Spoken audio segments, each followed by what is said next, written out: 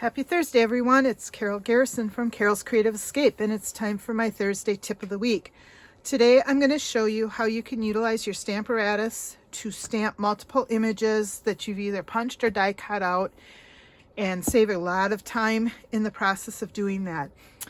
Currently, with help from my husband, I'm in the process of making 160 Valentine treats to share both at the senior apartment building my mom lives in, as well as co-workers at work. So that's a lot of stamping, punching, cutting, and that type of thing.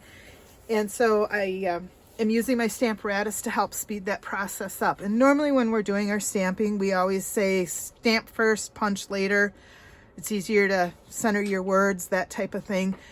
But in this instance, because of the number that I have to do, a total of 160, I find it's easier to actually punch a blank thing where I don't have to worry about lining stuff up, and then I can go through using my Stamparatus and create a centered image every time on the blanks. And this works perfect for both punched items as well as die cut items. I happen to be using the heart punch today, so my example is utilizing a punch. So what I'm doing is using the Meant to Be stamp set in the annual catalog, and I'm using the Happy Valentine's Day phrase, and then I'm just putting that onto a basic white heart here.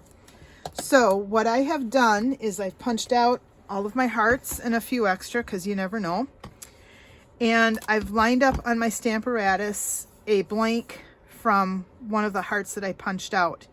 And then I have taken my image, my stamped image, and I've figured out where I need it to be centered on inside this blank here.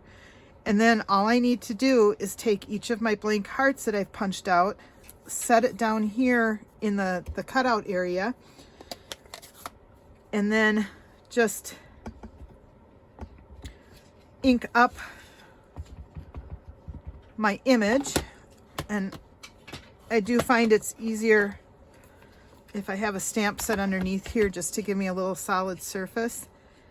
Ink up my image, and then I can take it and put it down on my heart, lift out the heart, and I do put just a little bit of my adhesive in the center of this heart on this graph paper, just to hold it in place.